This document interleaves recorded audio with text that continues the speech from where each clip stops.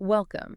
Today we're beginning a very thorough exploration into the facts surrounding the case of Amber Tuccaro. It's a subject that really demands immense gravity and respect. It does. We're looking at a story that details not only the awful tragedy of a young woman's disappearance and death, but also one that exposes these profound, documented systemic failures within law enforcement in Canada in the early 2010s. It's absolutely essential that we approach this material carefully.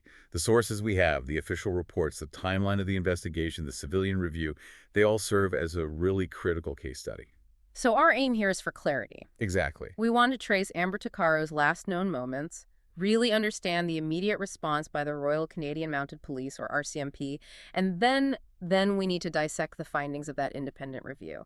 The one that concluded the investigation was fundamentally deficient. That's right. Because the documents we've examined, they provide these very concrete factual details that move this whole conversation beyond just general allegations. This case is, it's frequently cited as a crucial example.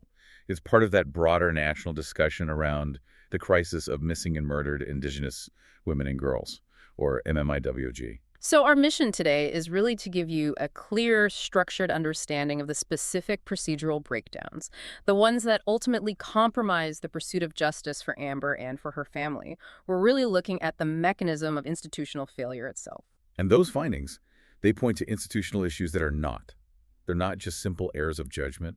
They're systemic deficiencies in training and in adherence to established policy.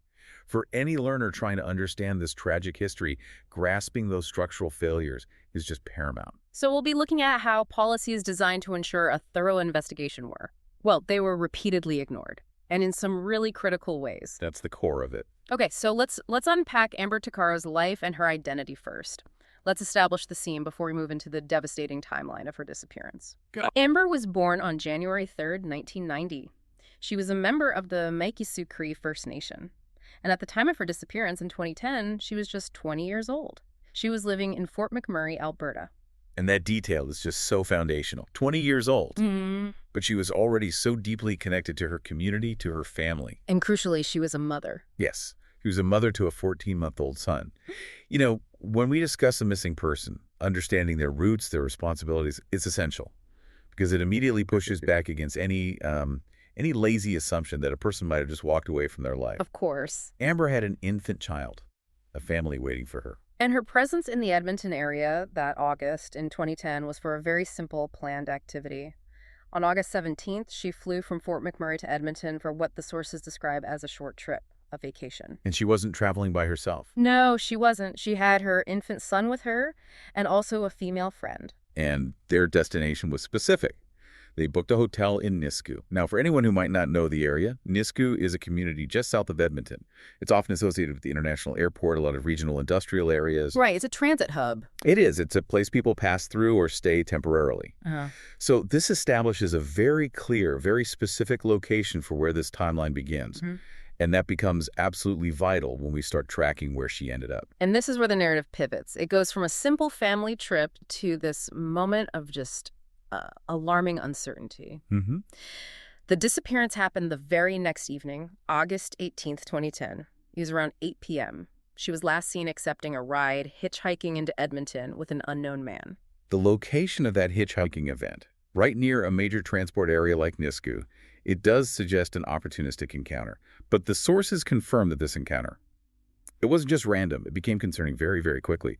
And that's based on highly unusual and eventually critical evidence later released by police. And this is where the investigation got a piece of evidence that is so rarely available in missing persons cases. It's incredible, really. During that car ride with the unknown man, Amber Tuccaro received a phone call. And that conversation, or at least parts of it, it was recorded. And you can clearly hear the voice of the unknown male driver in the background. The value of that recording, it just cannot be overstated. It is a live action piece of evidence. You're capturing the perpetrator's voice, a critical exchange of dialogue. But the dialogue itself is what it just makes the hair stand up on the back of your neck. Yeah. It suggests that Amber realized almost immediately that she was being misled. The driver, He assures her they're heading east on a back road, heading toward Edmonton. But her direct response to him, the quote that really anchors this whole tragedy, is this plea for safety. It suggests her fear was instantaneous. She's recorded saying, "You'd better not be taking me anywhere I don't want to go." Chilling. Yeah. That single line is a moment of pure, documented vulnerability and realization of danger. It really is. It captures the precise moment that her perception of the trip shifted from just getting a ride into Edmonton to a potentially forced abduction. And the police, they later concluded, her realization was accurate. The driver, he was contradicting his own statement in the recording.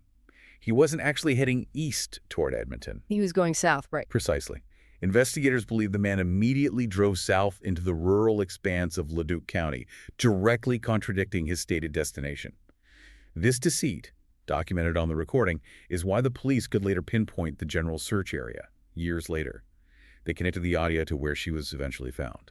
It is genuinely remarkable to have the voice of the person involved, the probable perpetrator, captured on audio, along with the victim's expression of fear almost in real time. It's an investigator's dream piece of evidence. It should have been. And yet, this critical audio evidence, capturing that identifiable voice, it wasn't used immediately. And this is where we see the first major investigative lag that would just play the entire case. Police held on to that audio recording for 2 years. 2 years. They finally released it to the public in 2012, asking for assistance to identify the driver's voice. We have to pause and just analyze the implications of that 2-year delay. When a piece of auditory evidence is that crucial, the value of releasing it immediately, when people in the community might still recognize the inflection, the accent, the phrasing, that value is exponential. Of course. Waiting 2 years means you are relying on fading latent memory. You're dramatically reducing the chances of a positive identification. It suggests a profound misjudgment about the utility of immediate public help versus whatever internal investigative reason they might have had for holding on to it. That choice, to delay the use of their most powerful tool, it pushes us directly into the systemic failures documented in the civilian review that came later.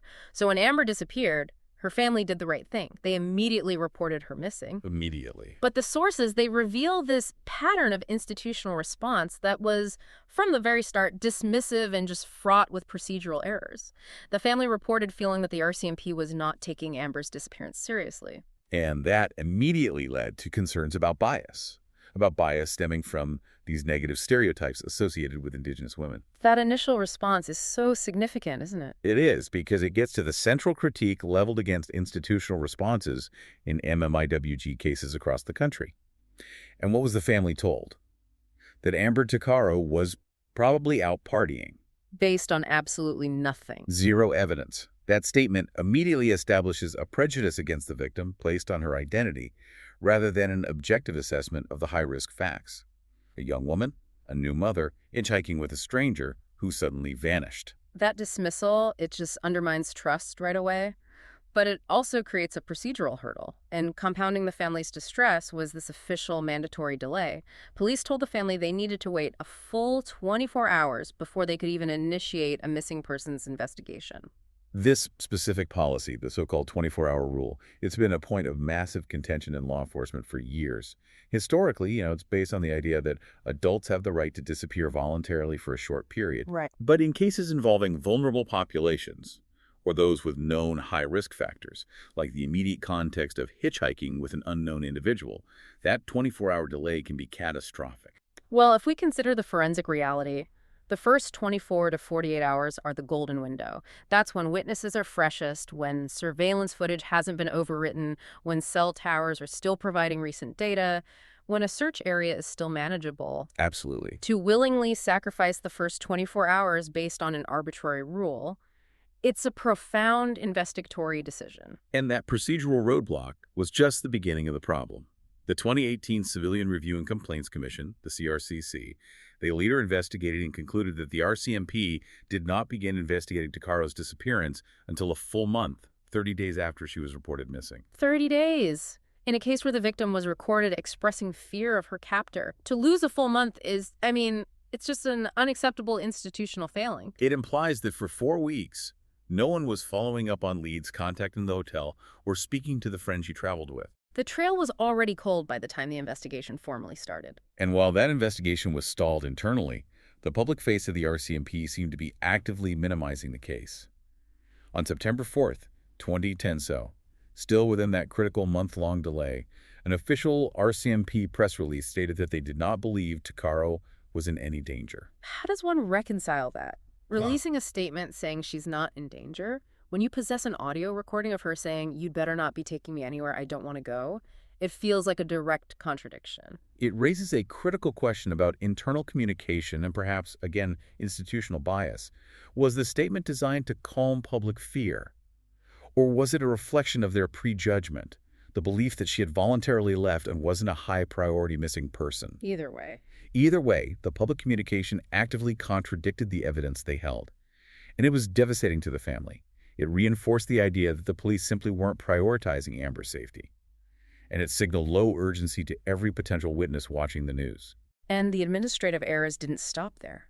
There was a critical, documented error regarding her status on the National Missing Persons List. Yes, she was eventually placed on the list, but then she was quickly and wrongly removed. This was based on unconfirmed and unsubstantiated alleged sightings. Just rumors. Basically, yes. The sources confirmed she had to be put back on the list on September 23, 2010. So she was taken off the active search roster because of rumors. What are the practical, measurable consequences of removing missing person from that database, the CPIC database? Removing her from that database is not just a clerical error. It's a national cessation of the active search.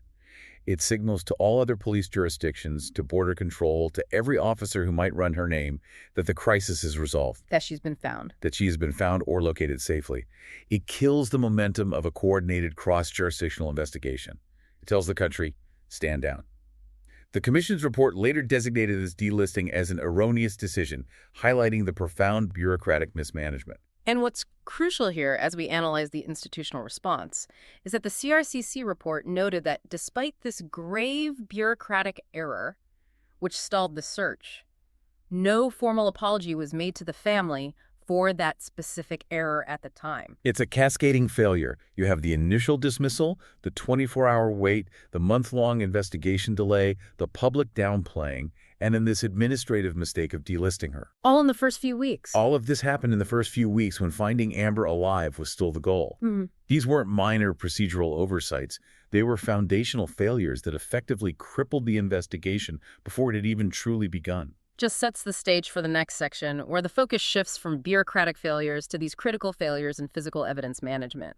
So we now move past that agonizing period of neglect and uncertainty. Nearly 2 years after her disappearance, the family's worst fears were confirmed. On September 1st, 2012, Amber Tuccaro's remains were discovered. They were found by horseback riders in a rural location. And the location confirms that earlier police analysis. It was a field in Leduc County. This placement, miles away from Edmonton, supported the theory from the audio recording that the driver immediately drove south. It confirmed he had lied to Amber about the direction and the destination. And she was positively identified soon after. Yes, via dental records. So once the case transitioned from a missing persons file to an unsolved homicide, the light shines so intensely on the failures of the preceding 2 years. The 2018 review pointed to serious, inexplicable lapses in evidence and witness handling that happened early on. And we have to start with the timeliness of investigative action. The Commission noted that it took a staggering 4 months for RCMP officers investigating the disappearance to conduct any interviews at all. 4 months. 4 months after the case was officially opened, which itself was already delayed by a month. That's approaching half a year. I mean, think about the basic principles of effective police work. Interviews with neighbors, potential witnesses in the area, staff at the Nisku hotel. That's step one. It should be. A 4-month delay guarantees that any detail that relied on fresh recall descriptions of the vehicle, the driver, interactions, timings would be significantly compromised or forgotten entirely. For a homicide investigation, interviewing key people should happen in the first 48 hours, not the last 4 months of the year. And that delay in interviews wasn't the only oversight regarding essential witness contacts. The RCMP was heavily criticized for failing to even contact or interview the woman who traveled with Amber from Fort McMurray to Edmonton. Let's just grasp the weight of that failure for a moment. Amber traveled with 2 people, her infant son and a female friend. That friend was the last person who knew Amber's state of mind, her plans, her mood, her possible contacts, the circumstances around her decision to hitchhike. She was a key primary witness. The key primary witness. And this CRCC report confirms this person, who was never a suspect or person of interest, was simply never interviewed by the RCMP. This represents a fundamental breach of reasonable investigative practice. How can you build a solid timeline of the victim's final hours without speaking to the person who was staying in the same hotel room with her? It suggests either gross incompetence or an institutional unwillingness to pursue basic leads in a case they had already, it seems, deemed low priority. It's one of those two things. Yeah. And the investigative missteps escalate from there into the absolute catastrophe of physical evidence handling, which the CRCC detailed as a demonstrable policy violation. We're talking about the accidental destruction of Amber Tuccaro's belongings. We are. A suitcase containing her property was recovered by investigators from her Nisku motel room. It was then, and the word accidentally is used, it was destroyed by those very investigators. We have to move past the word accidental and discuss the forensic reality of what was permanently lost. A piece of luggage, recovered from the last known location of a homicide victim, is a treasure trove of evidence. Can we just break down what specific, irreplaceable clues were potentially destroyed here? Absolutely. The destruction of that suitcase represents a severe breach of the chain of custody. That's the legal requirement that evidence be meticulously documented, protected, and accounted for from the moment it's seized until it's presented in court. The loss here is multifaceted. Okay. First, you have electronic data. In 2010, Amber would have had a cell phone or some similar device. That suitcase was the last known location of her personal property. Destroying it means they permanently eliminated any chance of recovering location data, call logs, text messages, or digital communications that could have established a definitive timeline or revealed a prearranged meeting. A huge loss. Huge. Second, contact trace evidence. Clothing or personal items in that suitcase might have held foreign hairs, fibers, or, critically, contact DNA, the slightest touch from someone else. Even if the person wasn't the perpetrator, trace evidence could have pointed to key associates or led to a timeline verification. And third, paper trails, receipts, plane tickets, notes, diaries. Anything that could have provided a paper record of her movements and mindset leading up to August 18th. So the destruction of the suitcase wasn't just losing Amber's clothes. It was eliminating multiple parallel avenues of forensic inquiry that could have provided definitive links to an unidentified perpetrator.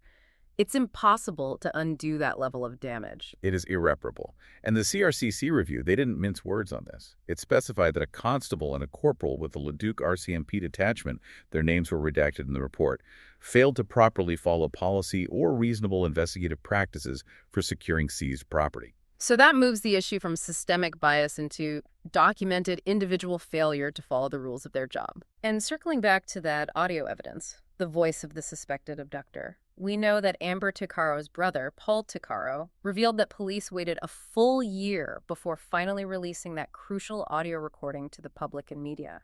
The one-year delay for the audio is just one more example of this investigative inertia.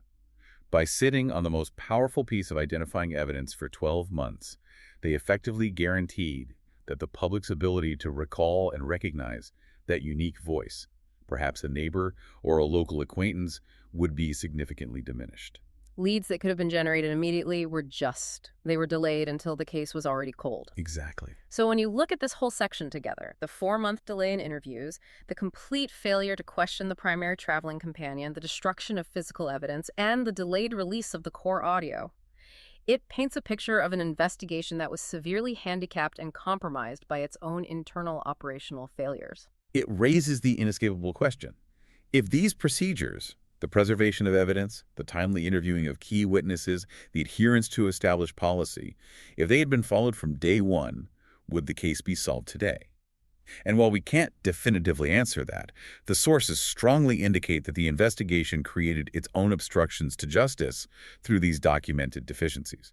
So the family, devastated and frustrated by this overwhelming catalog of errors and negligence, from the initial dismissal to the destruction of property, they knew they needed external accountability. They did. So in 2014, 4 years after Amber's disappearance and 2 years after her remains were found, Tuccaro's family filed a formal complaint. They filed it with the Civilian Review and Complaints Commission for the Royal Canadian Mounted Police, the CRCC. And this formal complaint was the mechanism that triggered independent oversight. It demanded an outside investigation into the internal police processes.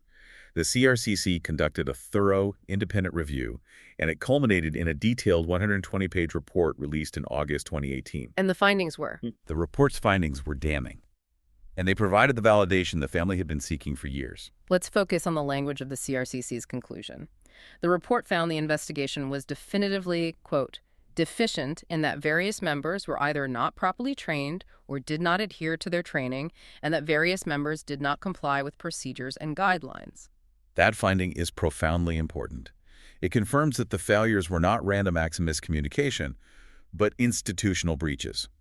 They are saying officers were either unskilled or, perhaps worse, willfully disregarding established protocols. It's a huge distinction. It is. When an independent civilian oversight body states that officers, quote, did not comply with procedures and guidelines, it elevates the issue from a perceived injustice by the family to a documented failure of the organization itself. And importantly, this official conclusion, it validates the family's initial fears of bias.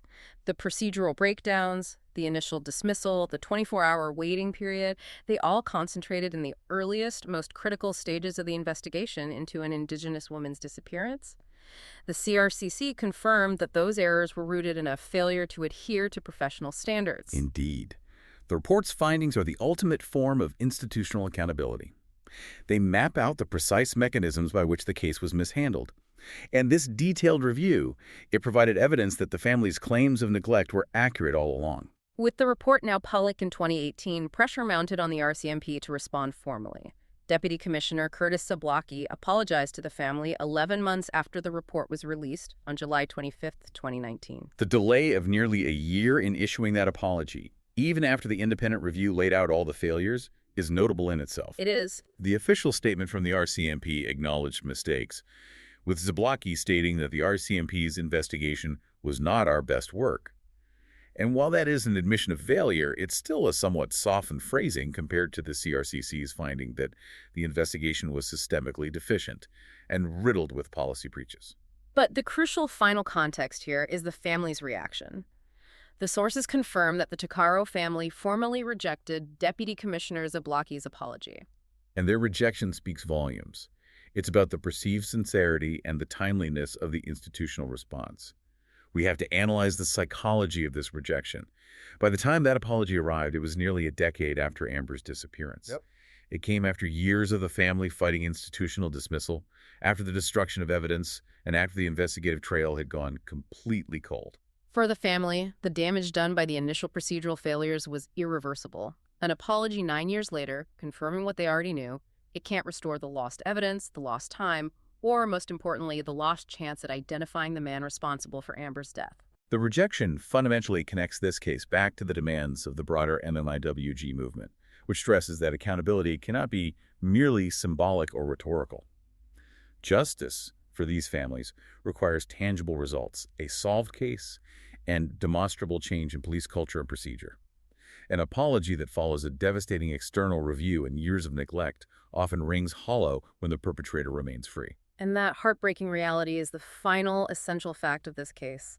Despite the formal acknowledgement of massive errors, despite the detailed review, and despite the apology, the case of Amber Tuccaro remains officially unsolved as of 2025. It's categorized as an unsolved homicide. Yeah. And that unsolved status is the ultimate tragic consequence of the deficient investigation. The failures in evidence preservation, the failure to interview essential witnesses, and the lack of adherence to basic policy created investigative gaps so large that they have, thus far, proven impossible to bridge. And that ensures that the Tuccaro family is left without the closure of justice. Reviewing this extensive body of source material regarding Amber Tuccaro's case, we see a tragic and disturbing pattern emerge. You have a young mother who goes missing, and that's followed by an almost immediate institutional failure to treat her disappearance with the urgency and the procedural rigor it demanded. When we synthesize the systemic issues confirmed by the CRCC, Tuccaro's case stands as a devastating illustration of institutional bias at work. The initial prejudice, that assumption that she was out partying, it led directly to procedural neglect. The month-long delay. The month-long investigation delay, the catastrophic destruction of physical evidence, and the failure to interview key people. The report confirms that these weren't isolated incidents of bad luck, but documented breaches of established police standards directly impacting a vulnerable population. The official findings validate the family's concerns, which were initially dismissed as just frustration or an emotional reaction. The fact that an independent review validated their assertion that the RCMP failed to properly adhere to policy or training, that's a profoundly important moment for accountability, even if it arrived too late to save the investigation itself. The case serves as a very sober reminder of how deeply entrenched biases, conscious or unconscious, can translate into actionable procedural neglect. And that neglect, in turn, compromised the investigation's integrity from the moment she was reported missing. What's genuinely startling is that the problems weren't necessarily about lacking resources, but about failing to execute the fundamental basic policing standards that already existed on paper. So what does this all mean for you, the learner, as you process these facts? We have detailed extensive, documented failures in the earliest stages of this investigation, from the initial dismissal of the family's concerns to the destruction of irreplaceable physical evidence. I would encourage you to consider this provocative thought. How do foundational errors, particularly those that occur in the very first 48 hours of an investigation, when the trail is freshest and urgency is paramount, how do they permanently obstruct justice? In this case, the investigation was sabotaged by those initial procedural violations and the destruction of evidence, ensuring that the pursuit of truth and justice became exponentially harder, perhaps even impossible. The integrity of that first window of time is often the single greatest determinant of a successful resolution. A truly sobering lesson in institutional responsibility and the pursuit of justice. Thank you for joining us for this crucial exploration of the sources. We hope this analysis has provided clarity and essential insight into the facts surrounding the death of Amber Tuccaro and the subsequent review of the response. We greatly appreciate you taking the time to listen and learn with us. Thanks for listening.